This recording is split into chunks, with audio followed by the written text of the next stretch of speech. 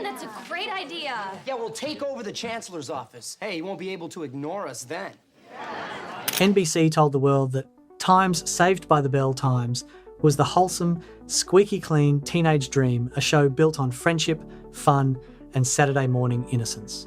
Production documents, cast interviews, and a tell-all memoir proved something shockingly different was happening behind those lockers. 8 beloved characters. 8 secrets the studio hoped you'd never find. 8 truths that flip everything you thought you knew about Bayside High.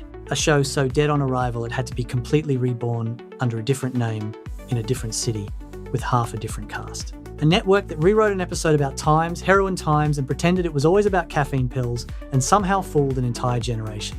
And one cast member so deeply pushed out by the people he called family that he spent his final days trying to set the record straight and never got the chance. These aren't fan gossip threads or Reddit rabbit holes. These are production records, network memos, on-camera confessions, and documented timelines, and together they contradict the clean little story we were sold every Saturday morning. See what I mean?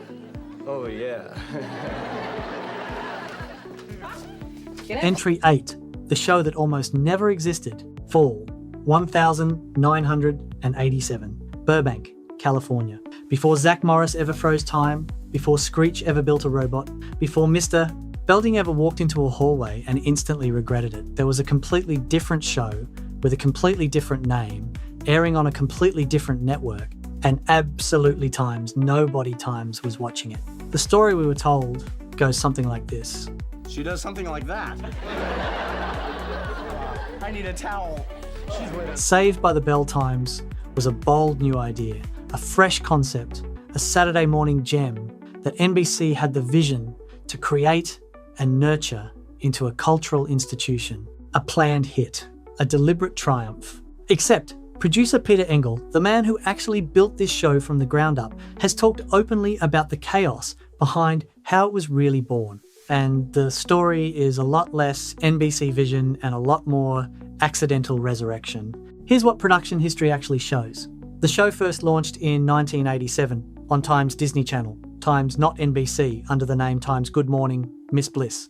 It was set in Indianapolis, Indiana, and it starred Hayley Mills as Miss Bliss, a teacher who was actually the lead character. Zach, Screech, and Lisa were in it, yes, but they were supporting kids in someone else's story. The show ran for 1 season. Disney didn't renew it. By 1988, it was functionally dead. NBC picked up the bones of the show in 1989, relocated the setting to fictional Bayside High in Los Angeles, fired Miss Bliss entirely. Hayley Mills was out, bless her heart, she didn't even see it coming. Recast 2 of the student characters, added Slater, Kelly, and Jesse, and handed the whole thing a brand new title. The Times Saved by the Bell, Times You Grew Up Loving, was essentially a reboot of a cancelled show, before anyone even used the word reboot. Some of the original Times Good Morning, Miss Bliss Times episodes were later re-edited and quietly inserted into Times Saved by the Bell, Times reruns as flashback episodes. They just hoped nobody would notice the Indiana setting or the teacher who mysteriously vanished. Spoiler, some of us noticed. Some of us were very times confused as children. The show that defined a generation of Saturday mornings only existed because a different show failed hard enough to be gutted and rebuilt. NBC didn't create a hit, they salvaged one and repackaged it beautifully. Saved by the Bell, Hidden Origin didn't just expose a network's creative recycling, it exposed how the television industry has always operated. Take what's broken, strip it for parts, slap a new name on it, and sell it as original. Hollywood has been doing this longer than most of us have been alive. The show's secret rebirth is wild enough, but the next secret isn't about the network, it's about the star you thought you knew best. The one with the blonde hair and the perfect smile. And what you find out might make you look at Zach Morris very differently. Just think of it. I'm going away with Leslie. Now all I need to do is find a group. 7. Zach Morris was never supposed to look like Zach Morris. 1,989 Hollywood casting offices. The most recognisable face of Times Saved by the Bell, Times the jawline, the hair, the confidence was being put together piece by piece, and the piece that mattered most, it was manufactured Mark Paul Gosselaar was presented to the world as the all-American California golden boy teenager. Blonde, blue-eyed, built for this role like it was designed around him. The image was effortless, natural, born for television, except Mark Paul Gosselaar himself has said in multiple interviews, most notably on Time's Mixed-ish, Time's promotional press in 2019, that the image was a construction, a deliberate one. And the person being hidden underneath it was someone the network apparently didn't think audiences were ready for. Here's what Gosselaar revealed. He is half Indonesian on his mother's side. His mother, Christian Feni Gosselaar, was born in Indonesia. Mark Paul has Indonesian, Dutch, and other heritage. His natural hair, he has confirmed, is dark, not blonde. He dyed his hair throughout the run of Times, saved by the Bell Times at the network's direction. He also discussed in later years how he essentially grew up suppressing, meaning keeping hidden or pushing down that part of his identity, because the industry at the time had a very narrow idea of what a teen heartthrob was supposed to look like. This wasn't a minor personal quirk. This was a young teenager, barely into his career, being shaped into an image that erased a significant part of who he actually was. He's spoken about how, as an adult and a father, he's had to consciously reconnect with his Indonesian heritage, the same heritage he was quietly asked to make invisible during the years Times saved by the Bell. Times was at its peak. The irony? The show always prided itself on its diverse, inclusive cast, but the face of the whole franchise was walking around with a dye job specifically designed to make him look times less times diverse. NBC built their leading man by asking him to hide half of himself. The all-American dream required a specific look, and that look required a bottle of hair dye and a teenage boy willing to go along with it. Zach Morris's manufactured image didn't just expose one network's beauty standards. It exposed how the entertainment industry in the late 1980s and early 1990s treated mixed-race identity as something to be quietly managed, minimised, and made marketable on its own terms. A manufactured image is one thing, but the next secret isn't about appearances, it's about a storyline that the network deliberately defanged, meaning stripped of its power and turned into something almost laughably tame. An episode that was supposed to change television, and somebody made sure it wouldn't. Test. Miss Kapowski, please report to my office immediately. Entry 6, the episode that was supposed to be about heroin, 1990 NBC Studios, writers' rooms. One of the most talked about episodes in Saturday morning television history was being written, and the original version was nothing like what eventually aired. Jesse's Song, Season 2, Episode 9, the one where Jessie Spano, the academic overachiever, gets addicted to caffeine pills to keep up with her schoolwork and singing commitments. She famously breaks down crying, singing, "I'm so excited, I'm so scared." The lesson: even caffeine pills can be dangerous. Don't do drugs, kids, even the mild ones. Except Elizabeth Berkley, the actress who played Jessie and delivered that iconic breakdown, has confirmed in interviews that the episode was not originally written about caffeine pills. Not even close. Here's what actually happened. The episode was originally written to be about Times amphetamines. Times, some accounts say the script specifically referenced speed, and others say it was written more broadly around harder drug use, including references to heroin dependency. The entire dramatic arc, the late nights, the mood swings, the obsessive behaviour, the physical deterioration was written to reflect something real and serious. NBC's Standards and Practices Department, essentially the network's internal censorship, meaning content control team, rejected it outright. They said it was too dark, too heavy, too real for a Saturday morning slot. The drugs were swapped out for caffeine pills, the seriousness was kept, the substance was gutted. And here's the part that gets under my skin a little, and I've been thinking about this show since I was young enough to think Kelly Kapowski was the most beautiful person on television. Don't judge me, we all had our moment. By making it caffeine pills, the episode accidentally became slightly comedic in retrospect. Nobody's watching that breakdown scene in 2024 and thinking about the opioid crisis. They're thinking about coffee. The network's intervention didn't just water down the story, it accidentally trivialized it. What could have been one of the most honest conversations about teen addiction ever aired on Saturday morning television became a very dramatic warning about staying up too late with energy drinks. Bless NBC had a chance to do something genuinely important with a massive platform, and they replaced it with something just dramatic enough to air before cartoons. Elizabeth Berkley delivered a performance worthy of a real story. The network gave her a fake one. Jessie's song didn't just expose one network's fear of controversy.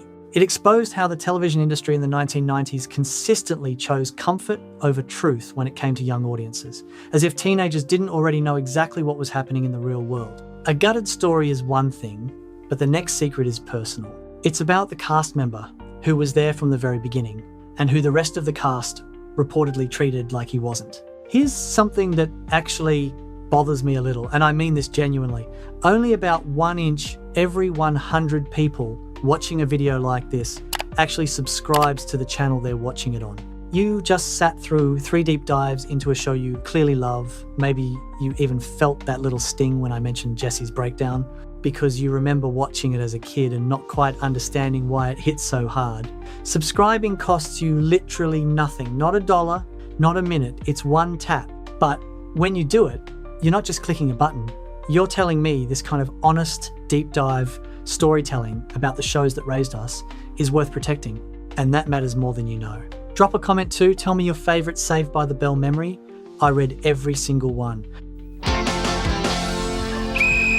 All right, you limp Lucy's, line up.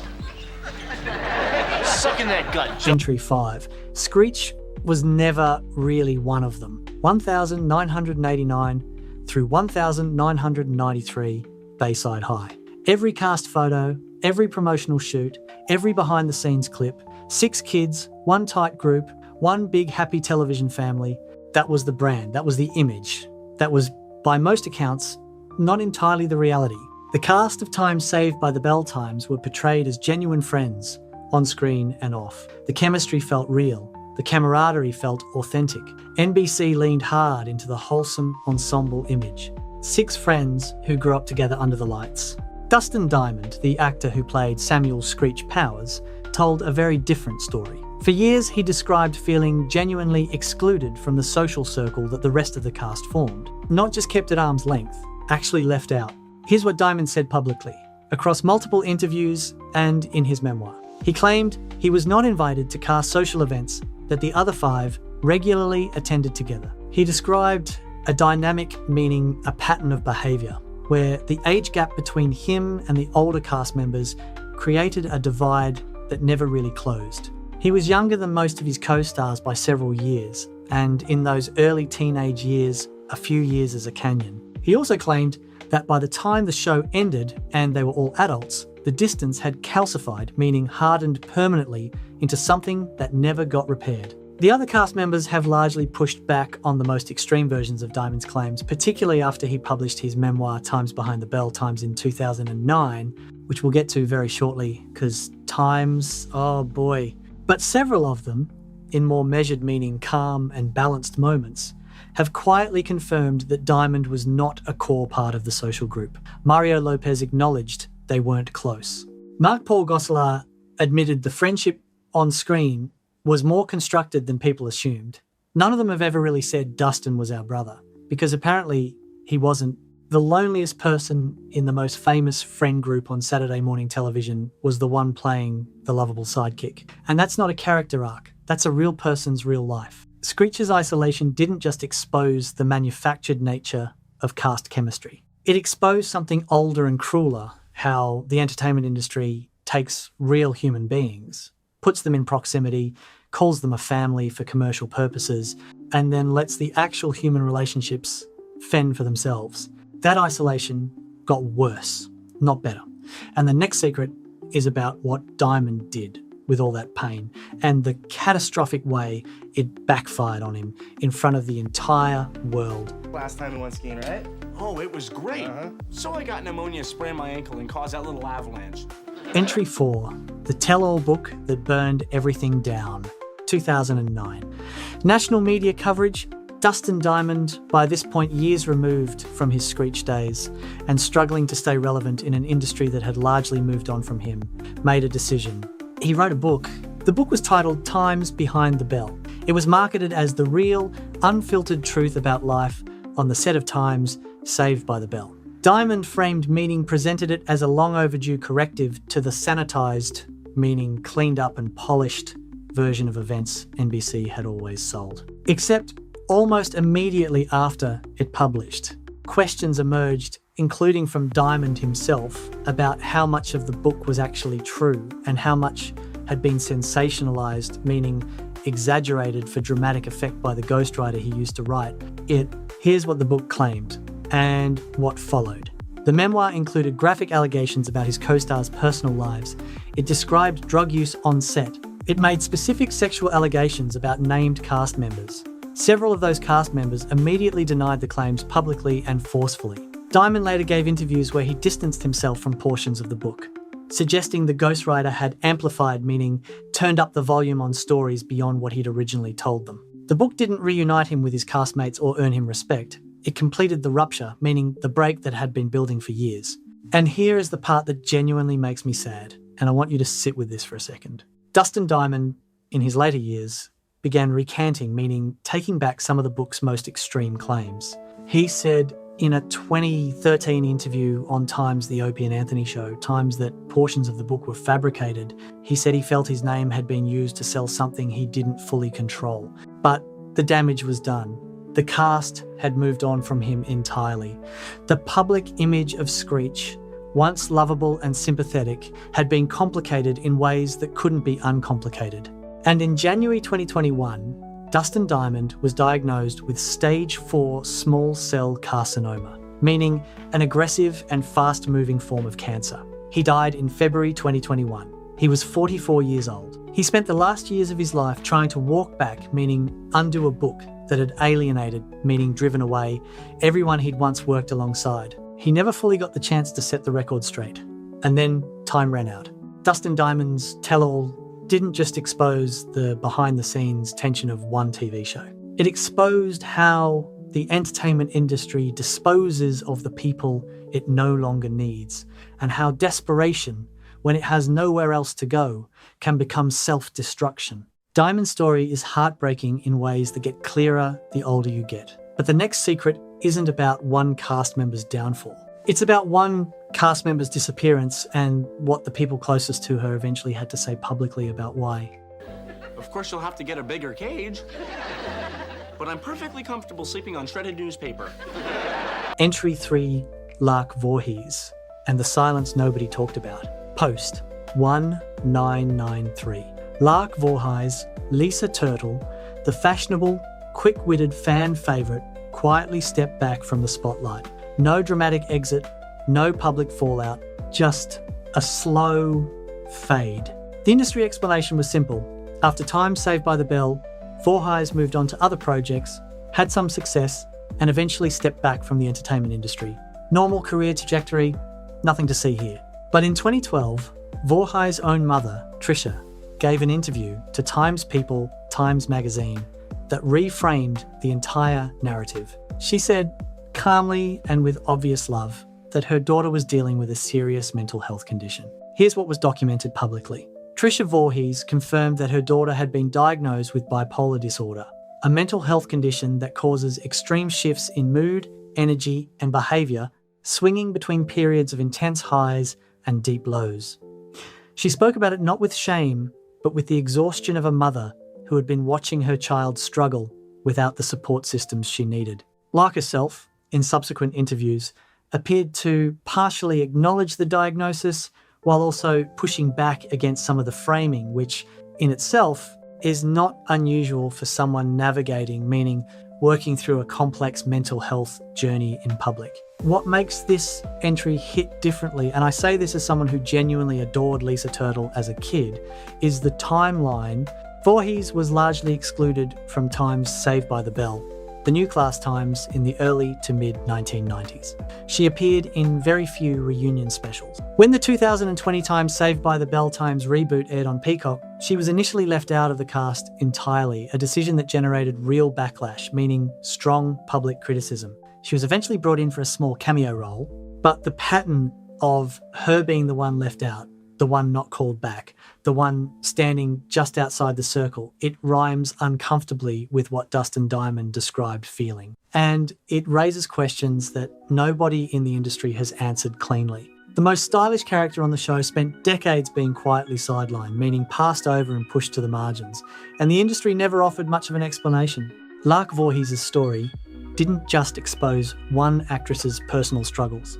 It exposed how Hollywood handles black women in particular when their circumstances become inconvenient, with silence, with exclusion, and with a reboot cameo offered years too late as a kind of apology. Nobody actually said out loud.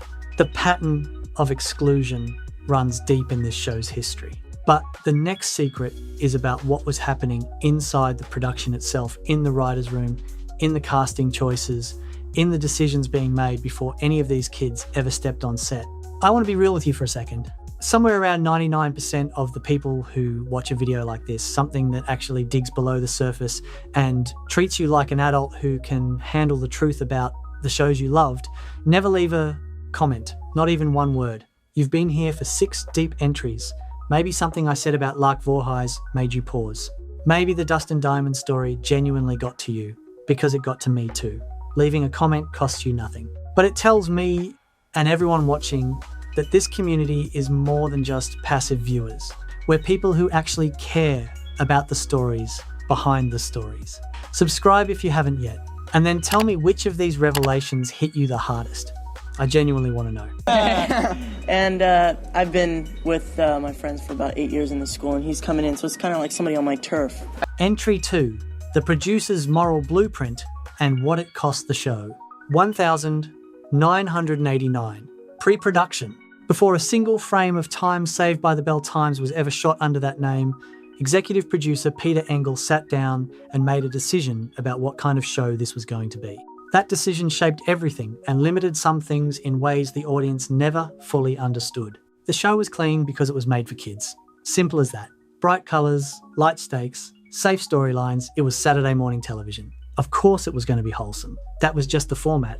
Except Peter Engel has been open in his memoir and in interviews about the fact that the show's moral framework, meaning its value system and boundaries, was not just a network requirement, it was a deeply personal one.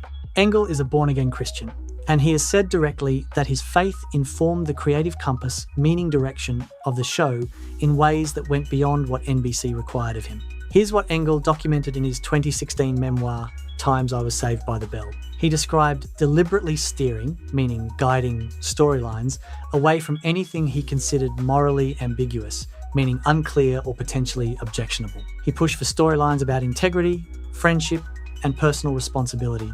He resisted pressure to introduce darker or more realistic teenage storylines. He essentially operated as a moral gatekeeper, meaning a person controlling what gets through on top of the network's own standards team, which means the show had 2 times layers of conservative, meaning traditional and cautious content filtering.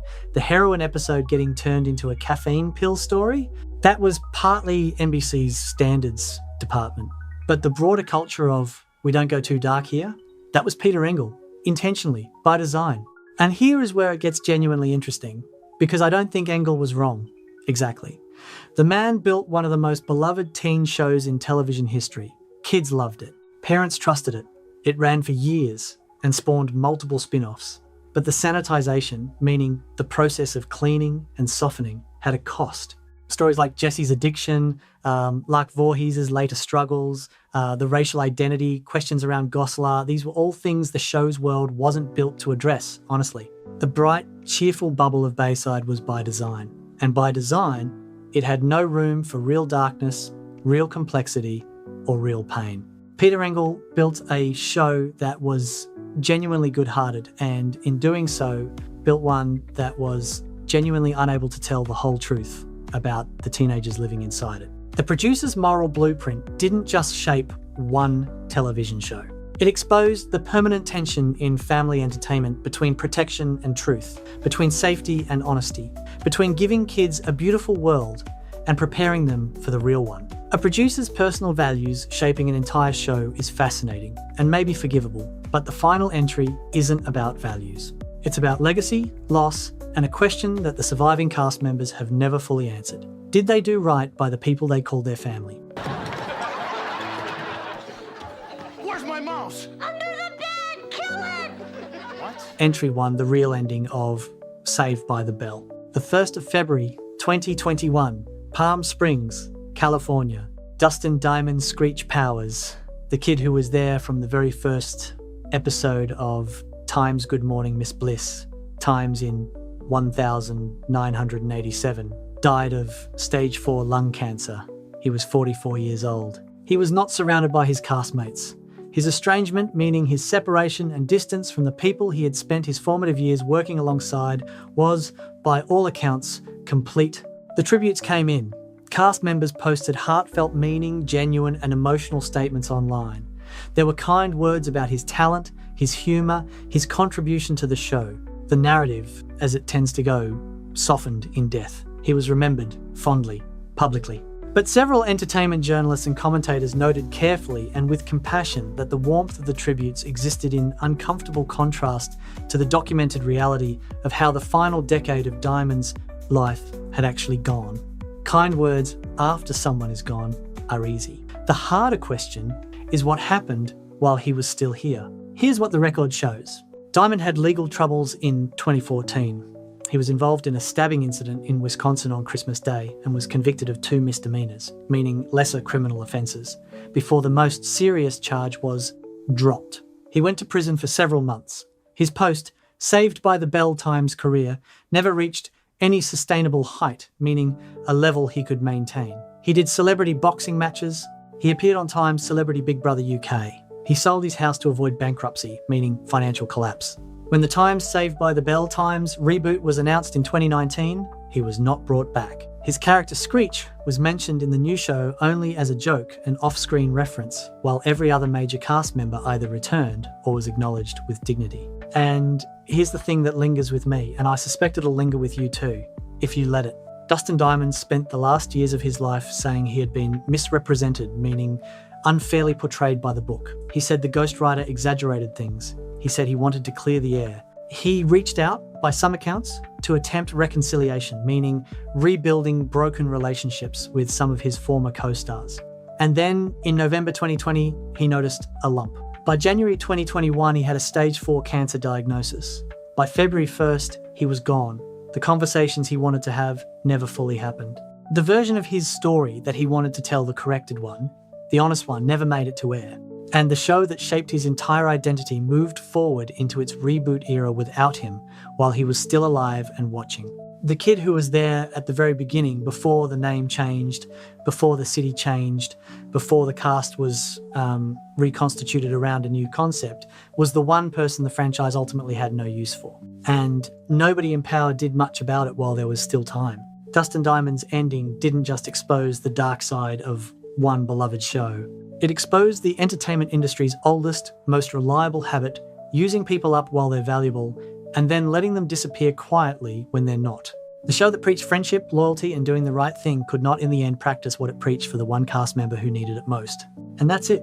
8 secrets, 1 show, a franchise that genuinely shaped a generation and a behind-the-scenes story that is far more complicated, far more human, and far more heartbreaking than anything that ever aired at Bayside High. Here's what I want to leave you with, and I mean this sincerely. Saved by the Bell Times was not a bad show. It was made by mostly well-meaning people who genuinely believed in what they were building. But good intentions don't automatically produce good outcomes for every person involved. And the distance between the bright, cheerful world on screen and the messier, realer world happening behind the cameras is exactly the kind of distance that this channel exists to close. Because these shows, the ones we watched as kids, the ones that played on Saturday mornings while we were still in our pajamas and the world felt simple, they deserve to be understood fully, not just celebrated, not just nostalgized, meaning remembered through rose-coloured glasses. Understood. If you grew up with this show, drop your favourite Bayside memory in the comments.